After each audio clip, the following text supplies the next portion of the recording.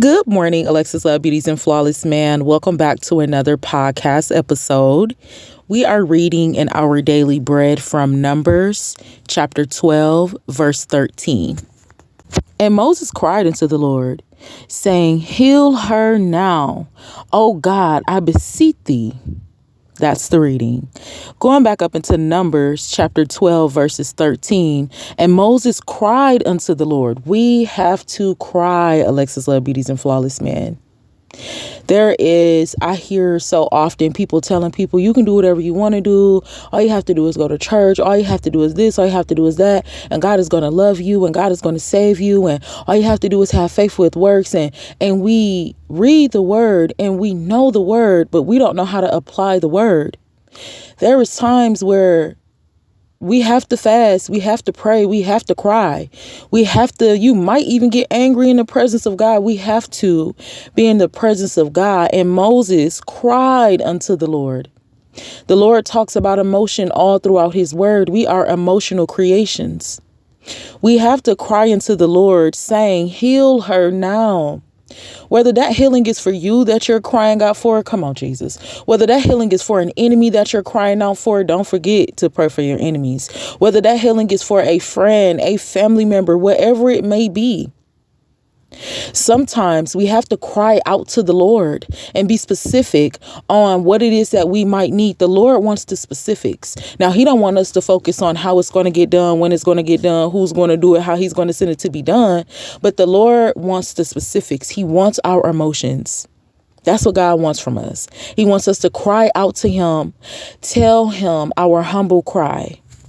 Tell him what it is that we desire, what we're struggling with. The Lord wants to be our wise counselor, our friend. He wants to be our God. So we have to cry out to God for things. And he said, oh God, I beseech thee. When we read in the Psalms and the Lord's will, we're going to go into the Psalms because I love the Psalms. And I want to read to you all and tell you how I read and, the different understandings that I get, the different things that we do when we go into our series. But in Psalms, I'm going to say I believe, because I don't have it right now in front of me. I believe it's Psalms, because I'm reading from Psalms 26, Psalms 31, Psalms 80, Psalms 88, and Psalms 91 every morning. But I believe it's in Psalms 31. He said, oh Lord, bow down your ear to me and deliver me speedily from the net that my enemies have secretly laid for me. The Lord, now, don't take this the wrong way, but the Lord likes for us to instruct him. Like, Lord, I need your help. Lord, I need you to bow down your ear to me. Lord, can you hear me? Lord, do you hear my humble cry? And it's not coming from a place of disrespect. But the Lord wants us to know that he is alive. He wants us to know that, he moves things. He wants us to know those things. So sometimes we have to cry out. Sometimes we have to remind God, now not being disrespectful, but we have to remind him, hey, Lord, you said, if I ask, I shall receive. But we always have to remember that there's more to the Lord's word. So don't use the Lord's word in vain and say, Lord, you said, if I ask, I shall receive. So while I still ain't got, and then we ain't go back and read, but you have not, because ye ask not, because you're asking in lust. You're asking out of vain. You're asking and you're in the wrong company. So you don't have the capacity to receive those blessings. So we always have to understand that there is more to the story. But we must cry out unto the Lord. Ask him to hear you. Lord, hear me. Hear my prayer. Hear my humble cry. Bow down your ear unto me and deliver me from my enemies speedily. Now, the reading says, God is always listening, and it is God's loving care and ceaseless attention that has empowered us to live a good life. We are humbled by his steadfastness and the way he listens and responds to our prayers. Each of us is much of a blessed child of God. Down into the reading, God is always listening. He is. I read in Nahum chapter 1 verses 1 that the Lord said the clouds is the dust underneath his feet. I mean, God is so much bigger than us. It goes so much further than us. God has told us that he has an ear. God has told us that he has a body. He's told us that he's alive. He's told us that he has emotion. He's always listening. God is always listening. So, Alexus Love Beauties and Flawless Man, this is why I say we're human. We might tell a little lie or a little white lie, or we might be messing up. Okay, fine and dandy. We're sinners, right? But We have to work on those things. And the number one thing that will have us to not live and be in a corrupt lifestyle and think it's okay, because some of these lifestyles is not normal. How we live and how we were grown and the things we do is not normal. It's a strong delusion. The one thing that I always love to do is I always like to say, God is watching me, so I'm not finna forge no signature. God is watching me, so I'm not finna kill, steal, and destroy and think I'm gonna get away with it. God is watching me, so I'm not finna lie. God is watching me, so I'm not finna be in this corner and do this because God is watching me, so I'm not finna. God is always watching. That's what been keeping me on my toes for almost 30 years. Now, I done slipped and fell and fell short of the glory and backslid so hard to where, but I know God is always watching. God is always listening. And then I have a relationship with God too. So when it comes to people judging you, when you tell them different things, that's not their place to do. But men are going to do what they need to do. But I am so grateful that God is not a man that he should lie. God is always listening. He's listening. He wants you to communicate with him. The Lord said he breathed his breath into man and they became a living soul. And we are made in his image after their likeness. He said we have dominion and power. So when the Lord spoke and he separated the night from day, come on, Jesus, he is saying we have that same power because we're made like him, after him. In his likeness, his image. So we have God's power. So we have to cry out to God and let him know what's going on. And he moved those things around. Come on, Jesus, because he is always listening. And it is God's loving care and ceaseless attention that has empowered each of us to live a good life. If it was not for God, we probably wouldn't, I ain't gonna say probably, this generation would have never made it. And I'm just not just talking about my age of people and our granny. No, I'm talking about all of us. We wouldn't have made it if it wasn't for God's loving care and his ceaseless attention. The Lord pays attention. We don't pay attention to him. See, we be going so fast in life. Come on, Jesus. We don't see the signs and the wonder. Glory be to God.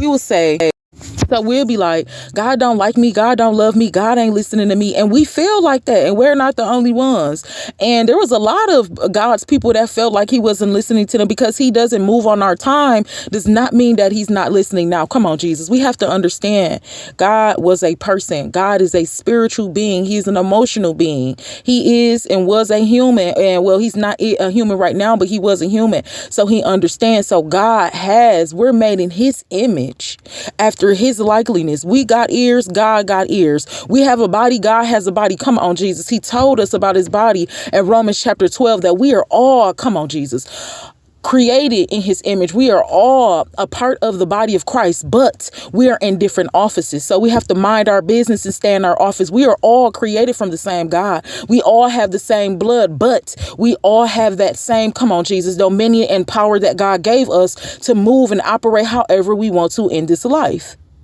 And he's not going to force us to do anything different than what we desire to do.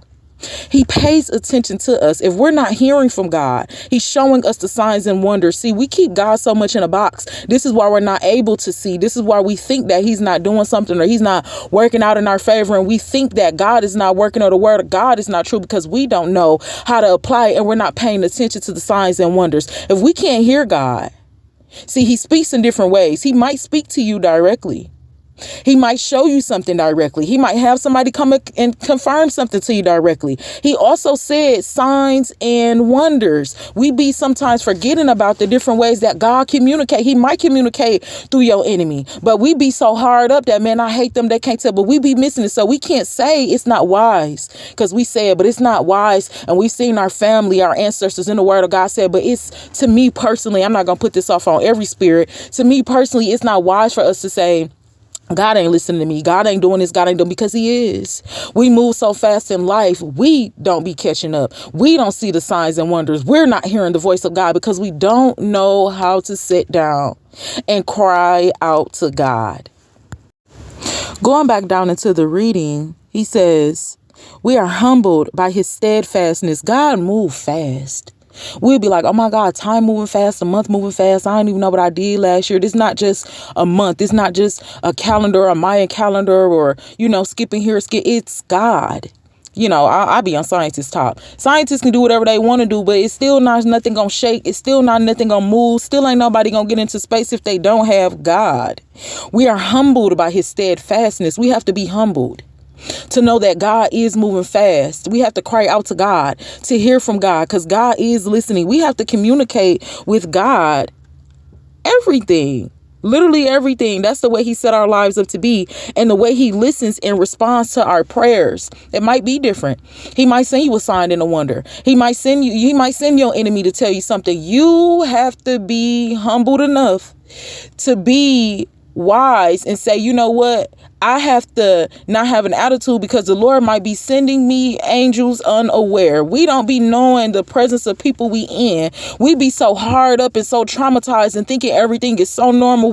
God be putting us in the presence of angels, somebody to come back, come on, Jesus, and tell you that he heard your prayer, but we don't want to listen because they broke. We don't want to listen because they homeless. We don't want to listen because they don't like me. I ain't trying to listen to you because you ain't my type. And so we can't say that God is not listening to us, but we still said. But going back down to the person, their testimony, they said, we are humbled by the steadfastness of the way God listens in response to our prayer. I can't say in my life that the Lord has literally answered each and every one of my prayers, the good and the bad. So now I be cautious. This is why I tell y'all, I'm not finna tell you just to go write the vision and make it plain about this man, write the vision and make it plain about this woman that you wrong, write the vision. We bagging it up. Hold on, wait, what did God say? We questioning every spirit by the spirit. We ain't be questioning me on this channel. Listen, because I don't want nobody blood on my hands, neither my own. So I'm going to always tell you to do your extended research. Sometimes you have to cry out to God. It's going to get there. You have to show your emotion, but always know that the Lord is listening. He's answering our prayers fast. He is. We just have to catch it. And then we have to be paying attention enough. We also have to be humble, because every prayer or everything you say is not going to be good, and you're not going to get the outcome that you expected, because the Lord knows best. And if you ever have a question about why something, ask God. Don't let nobody tell you can't ask God. Always ask God. Going back down into the person, their testimony, they said, each of us is as much blessed child of God.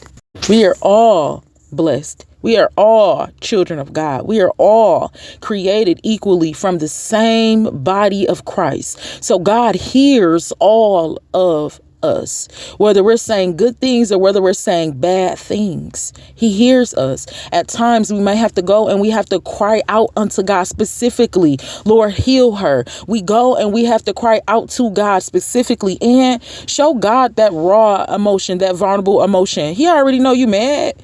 God be knowing we be a little annoyed with him. We be a little upset. Give God that, because he can carry it. He can carry it. There's not too much you can put on him that he can't not bear. He cares and he bears all. Come on, Jesus. So you crying and you showing your emotion is not going to upset God. It's actually going to make him happy. Alexus, Love, Beauties, and Flawless Man, when you get time today, I encourage you to read Numbers chapter 12, verse 13, and understand that it is okay to cry, and it is okay to cry, especially to God. I love you. Mwah.